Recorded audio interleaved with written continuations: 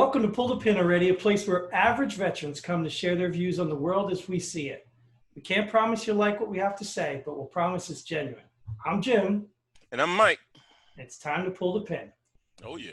What do we got on the table today, Mike? Well, topic of conversation today is going to be cancel culture. Oh, you like that one, huh?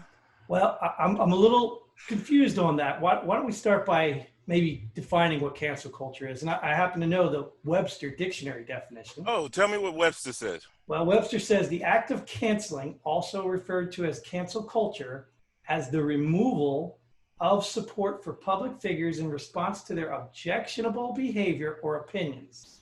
This can include boycotts or refusal to promote their work. I think they forgot to add one important piece in there. No matter when it happened, you know? All right, let's talk about that. Let's be real. Yeah.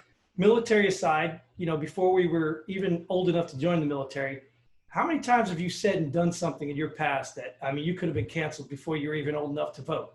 I don't have to go into specifics, do I? No, you don't have to share any stories. Oh, okay, then I can't count that high.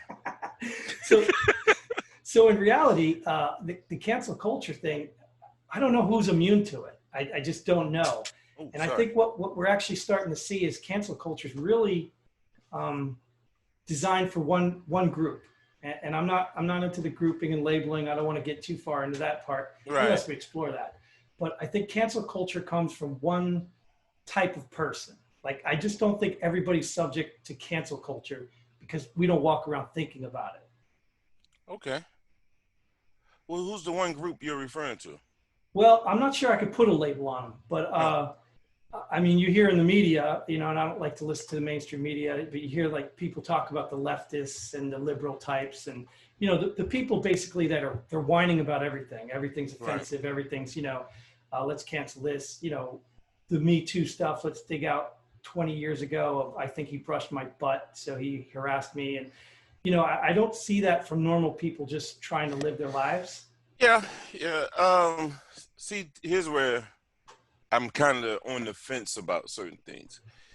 If you broke the law back then, way back when, statute of limitations, I have it. But, to me, you have to still, be held accountable for whatever it was that you did. I support that 100%. But sometimes I'm not going to use the one with that sexual harassment example that you just used.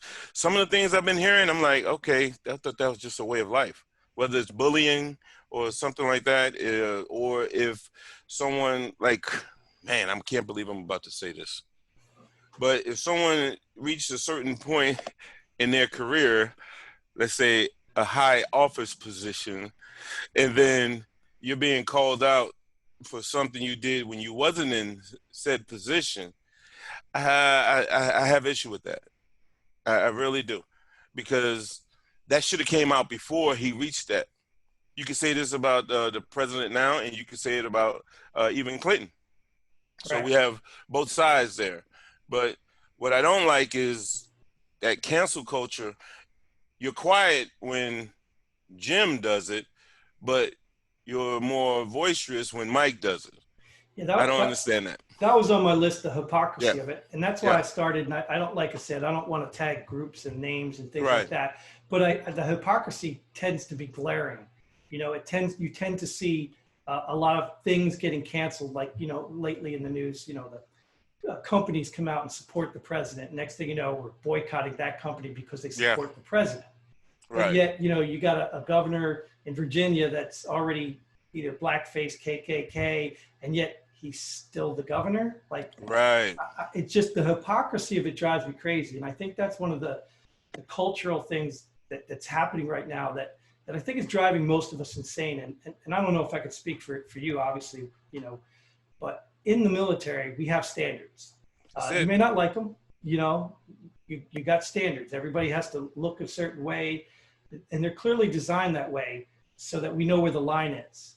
Exactly. And I think somehow in culture today, the standards are changing. They're kind of pushing boundaries here and there, and nobody can keep up with them. Even like you just mentioned, like we're holding people accountable today for our standards today for something they did back when, that wasn't the standard. Right. Well, once again, if you talk about breaking the law or, I don't know, there's a fine line there, man, because if someone did some things back 30 years ago were more acceptable, were the norm, just that way of life, that, like you said, we can't do those things today, but that doesn't mean it's right.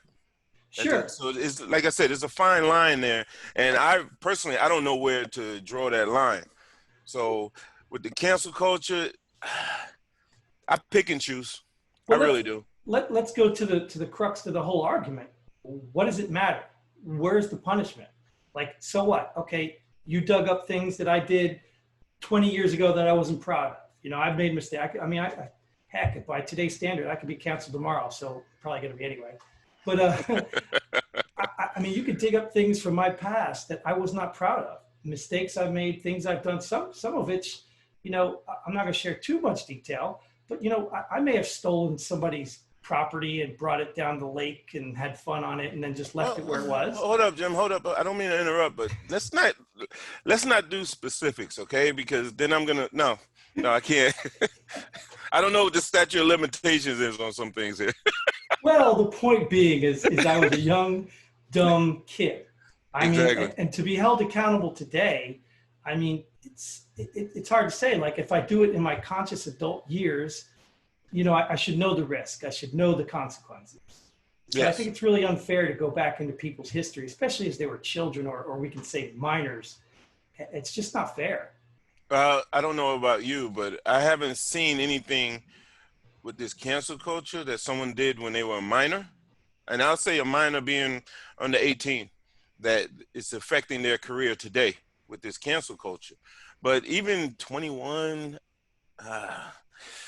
oh man, when I was 21, no, I wouldn't survive. They'll put me on an island somewhere. Hopefully it's not that one island, but Sure. Yeah.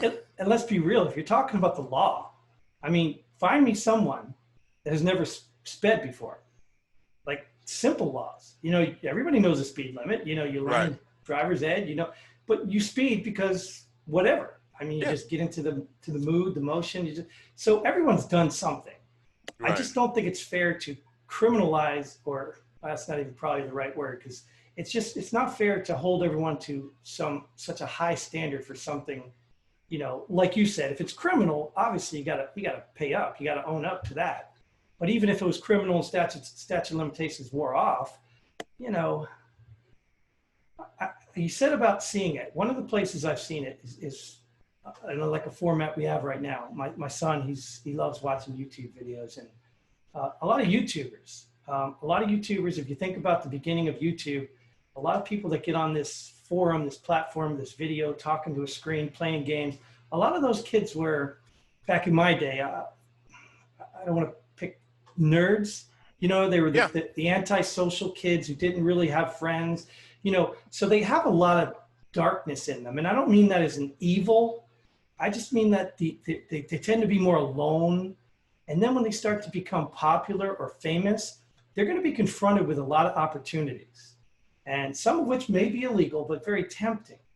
I think we can all see that even grown adults, if you're following the Epstein case, can still fall into the same thing. Yes. But I think it's very unfair to really pick these people apart for what we think is right.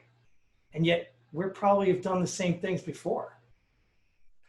Yeah, when you have that, it's a double standard. I mean, simply put, it's a double standard. Like in one case, they'll voice their opinion, the cancel culture will come out, and then in another case, they'll be quiet about it. They won't say anything. So, but if you're in a certain position of power, influence, authority, or whatever, and something from your past comes up, the one thing I dislike is when they don't admit to it. I can't stand that. Admit to it, get it behind you, talk about it, discuss it, say you learned from it, whatever, and just own it. Because if it's like what we're saying right now, it's just we were kids or we were young, we were dumb, we were, out there, then say that's what it was. And then we all can relate to it because you're saying and we're saying, we've been there. Right. I get it. I guess my question is not in the regards of that. Like, okay, let's just say you do have something to own up to. You have to admit it. But I think for me, the problem is, why are people looking? I mean, why are you even searching for someone's history to find dirt on them? I mean, the motive there tells me a whole lot. I mean, if you're going through somebody's tweets or YouTube or talking to, you know, for 10 years ago just to find some, there's a problem. You know what I mean? So at what point do you have to own up to something that you thought was long buried and dealt with? And possibly that you learned from. Right. Yeah. I now mean, we're about to rehash the entire incident or incidents. You don't know. Sure. And you could have already dealt with it, you know, Yes. let the people know involved, but somebody else brings it up, and now all of a sudden accusations and assumptions, and then you got to go and explain yourself again. I mean, I see it all too often right now. And that's why I'm going to swing back to the group thing, because I think it's a certain group and there's a certain purpose. I mean, but what I think they don't realize is that they're going to be part of it too. And I think we're seeing some of that. Some of these people that are running to the internet, Googling everybody's name, and then they find out, oops, somebody found something on me, and now it's a problem. Yeah. So the next thing you know, they'll probably say something like they're violating their privacy, and I'm like, well, you were just doing the same exact thing. Right. But once again, to the question of why, I think I don't know where it began. You know, I don't even know where to begin on trying to figure out where it began. But when you have those personnel who are in those positions, once again, of power, influence, or authority, people want to know their background.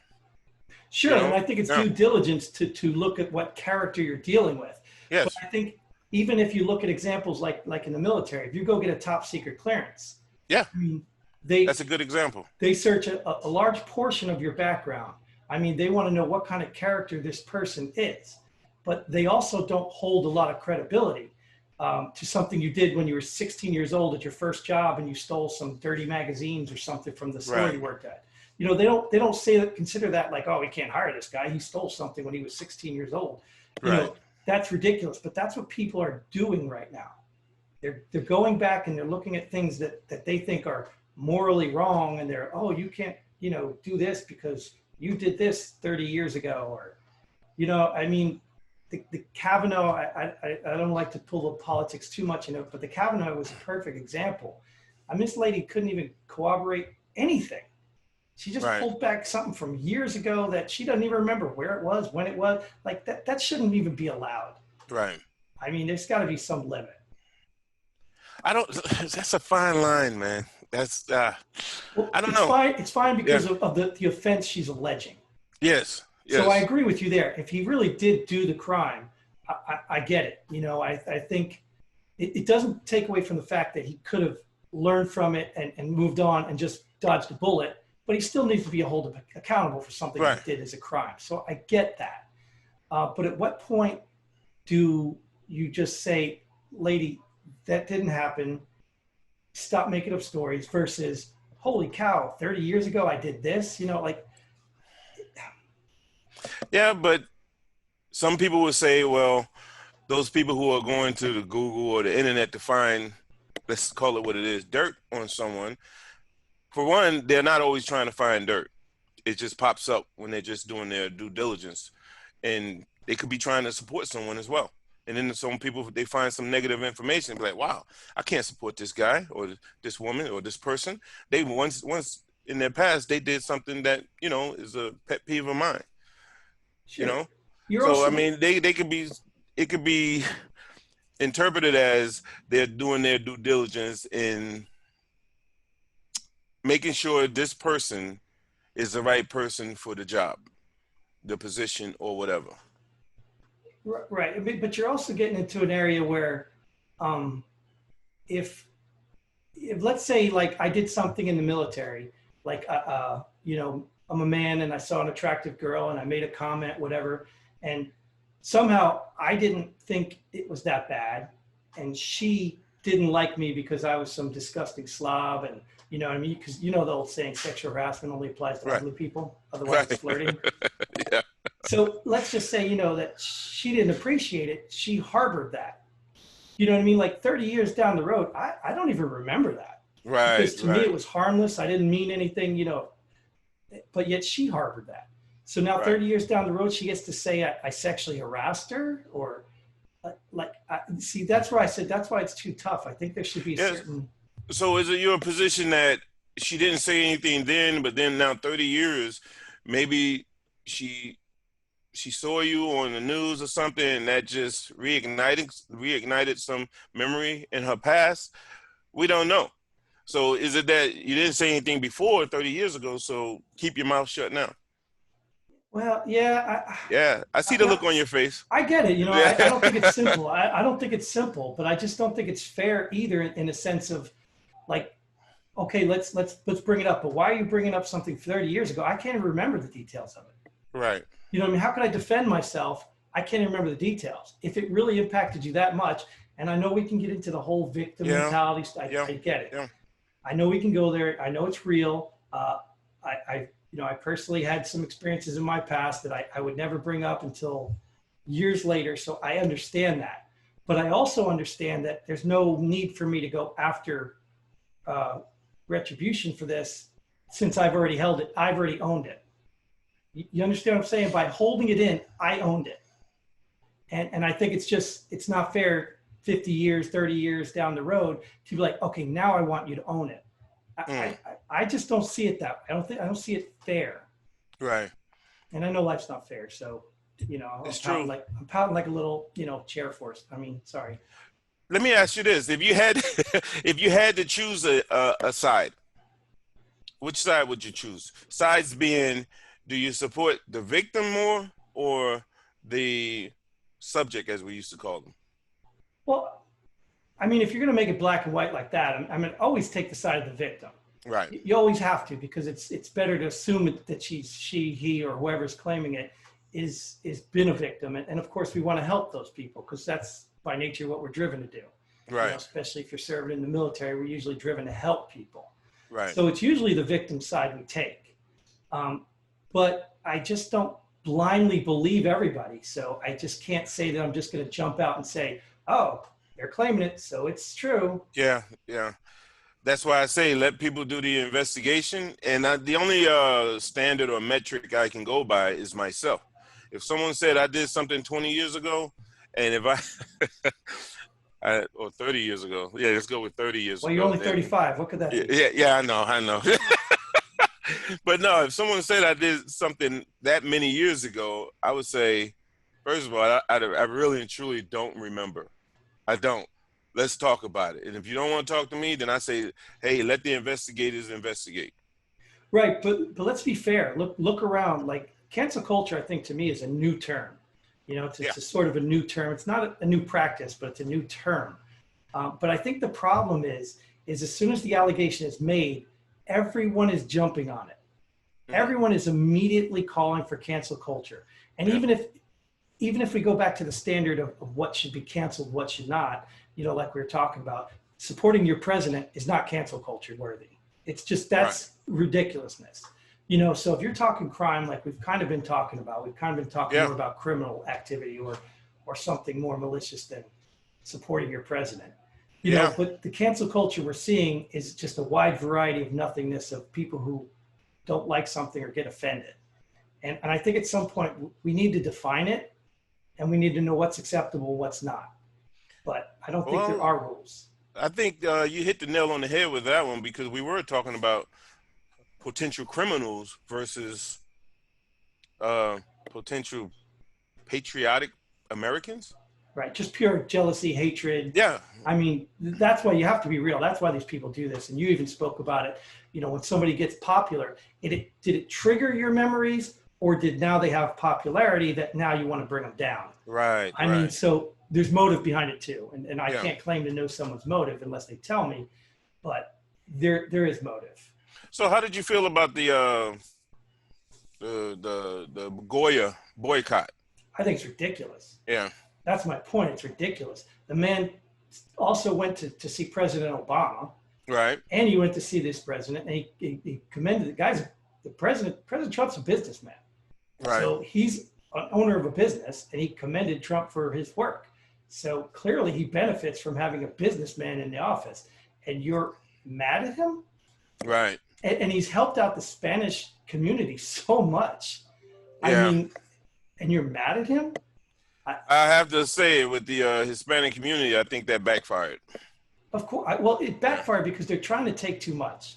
Yeah. These people are trying to take too much. And we'll save it for another conversation.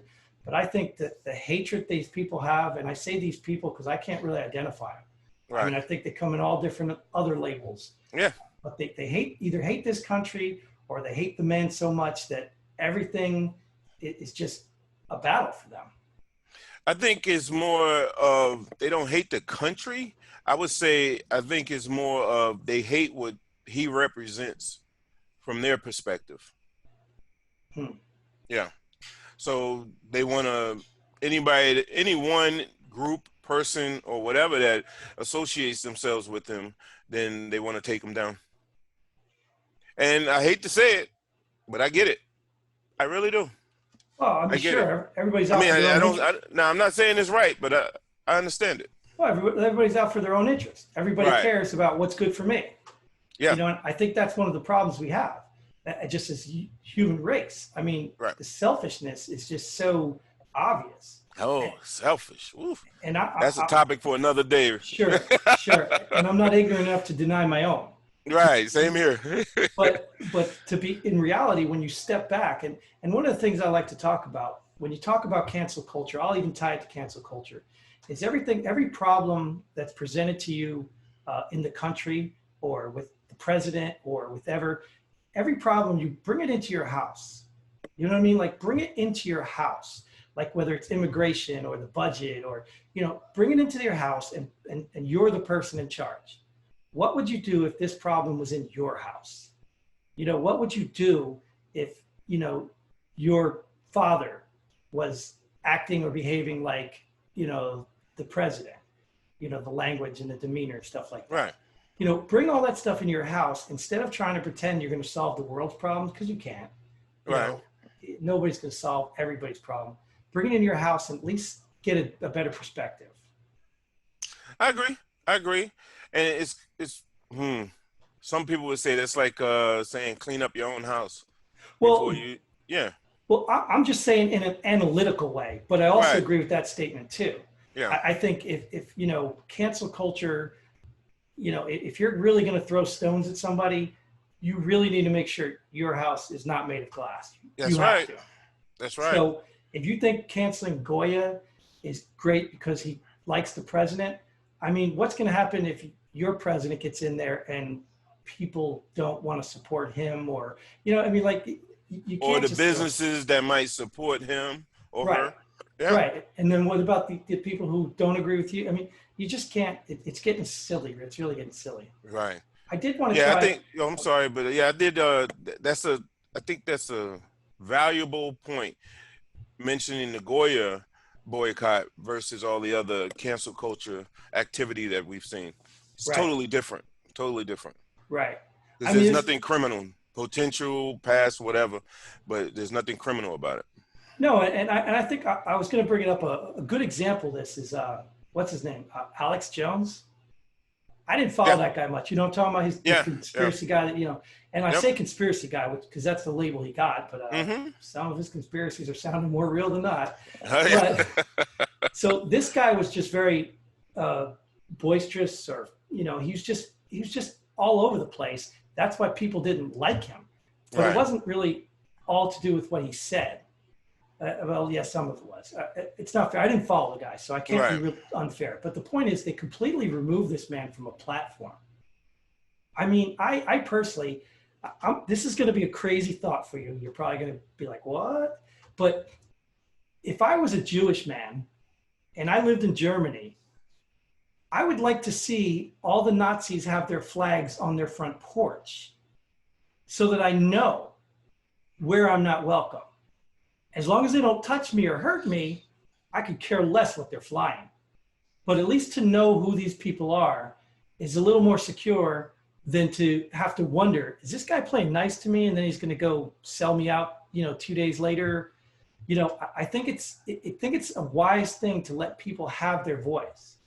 Even right now with the crazy comment, obviously, I don't even know if I'm allowed to say these words. I'll probably get banned anyway. I'll get canceled just for saying the word Nazi. I know, yeah. Oh my goodness. He wants Nazis to put their flags out. Oh my God. Well, yeah, you're right. Yeah. But you get what I'm saying. Yeah. I just went to an extreme analogy just to get the point. You know, as long as I've got nothing to be fearful from, you know, physical harm or anything, I'd like to know who doesn't like me or who disagrees with me. Now, do you feel like if you're in a certain, let's say your neighborhood that you're living in now, and everyone has that flag, you can say whatever type flag it is, sure, a bad flag up, all right, all your neighbors, you think that's okay? Sure, that as long as they're not bothering me. Okay. They believe what they want. As a matter of fact, a great example of it, you know, is the Confederate flag. I mean, I don't want to get too far off thing. Right. I don't really know or care about the history of the Confederate flag, and I know it sounds ignorant, but I mean, when I say I don't know about it, I mean I don't know what it means to somebody from the South. Right. I'm from the North. I don't know what that means. Right. You know, I might say, oh, that's the enemy. They supported bad things. I could say that, but I have no idea what that heritage and tradition meant to them. And if I see them around here, it don't bother me one bit. They don't do anything to me. I don't care what they fly or believe. So is there any flag that you might be, let's use the word, offended by? The white flag. If it's from our guys, we never surrender. Yeah. No, I don't offend easy over stupid stuff. I choose to be offended.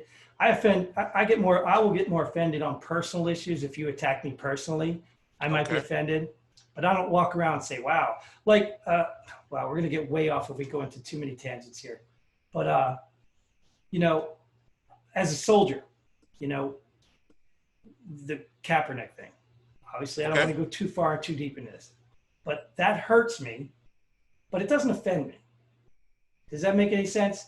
It hurts me that I put my life on the line for this thing right here. And just because you have a cause that you feel is greater than mine, you get to trample on what I fought for. That hurts me. It doesn't offend me. You know, people burn flag. That doesn't offend me. It's a flag. You're not burning it. You don't need it's material. You know, now if you attack me or come after me because I support that flag, I'll do just like I did in combat and shoot you. Right. I mean, that's how it works. Yeah. But that was, you want to save that one for another day? Yeah, we don't want to go too far down the rabbit hole. Yeah, we don't. Hey, I did want to touch before we break off into our segment here. I want to touch. Can you relate culture cancel to being in the military, or did that just not really exist? It existed. How would you describe it in the military? Because I mean, I would call it alienation, ostracized, you know, other things, but I don't know how culture cancel.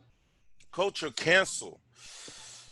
I don't know about if I would call it culture cancel, but I'd say people were culturally aware in the military. And it's like you said about alienating, or I'll just call it what it was, sometimes segregating, you know. Could a good example be like you told me about your buddy, your G.I. Joe Ranger guy, whatever his name? Like he took the fact that you didn't deploy, he kind of pushed you aside. Would you consider that culture canceling? You know, I call it a mental issue. They called him REMPs. No, I mean, but what he was doing.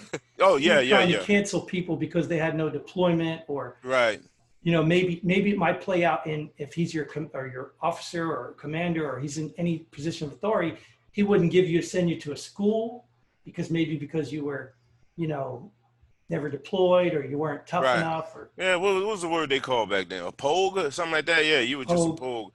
Yeah, so you didn't deploy, you didn't go to certain schools. So yeah, I don't know if it was a culture thing, but it's like there's a bias.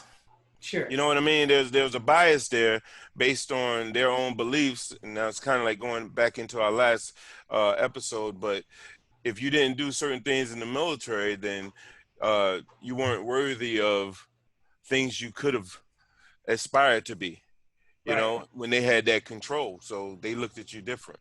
I don't know if I would necessarily call that a culture cancel. It's a something cancel, because they'll cancel you out quick, you know. So there was a bias there, you know. But with him or them, yeah, they just believed what they believed.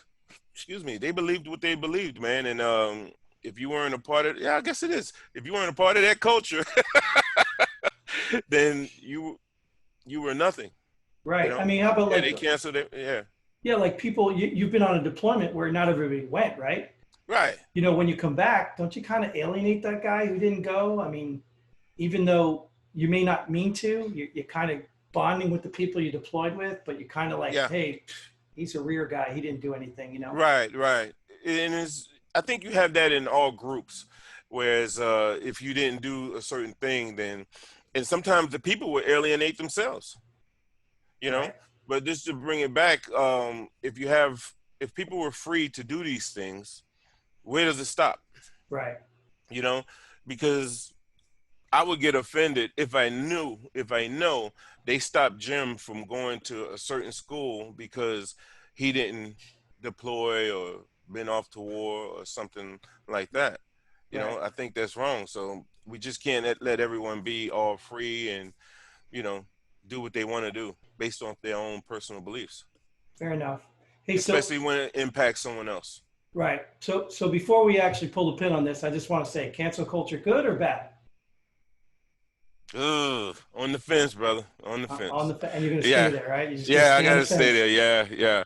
It's like we just said, though. Some of the cases that we mentioned, they're potential criminals.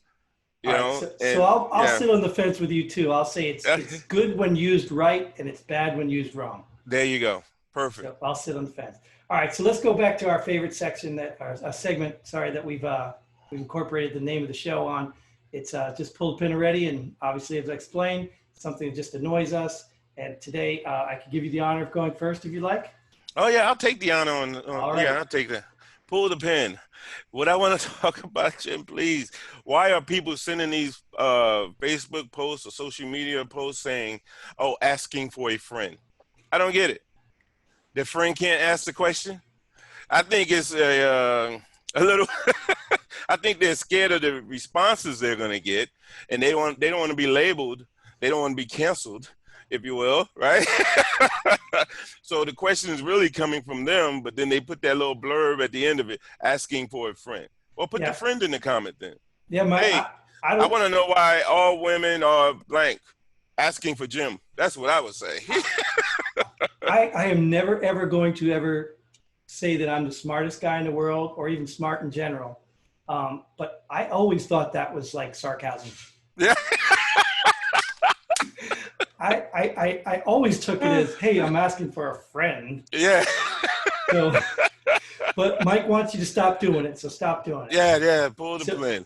So you know? for me, I want to pull the pin on something that I think it's more recent. I haven't heard this before, but it's this new phrase of 1,000%.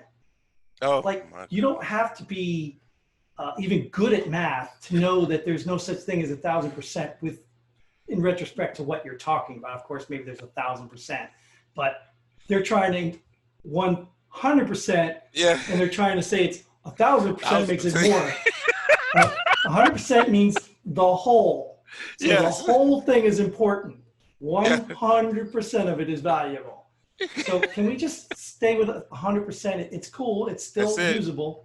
You can ask the people in my house. 100 is all you get. Yes, 1,000%. I don't know where you got the other 900 from, but it don't make any difference to me. No.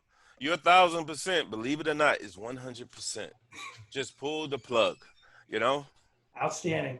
Well, thanks for joining us here at Pull the Plug already. We hope you had as much fun as we did. Feel free to like, share, subscribe, whatever. Just make sure you leave a comment because that's what we're going to feed off your comments. Let us know how you feel and whether you agree, disagree. Until next time, Godspeed. Pull the pin. And pull the pin.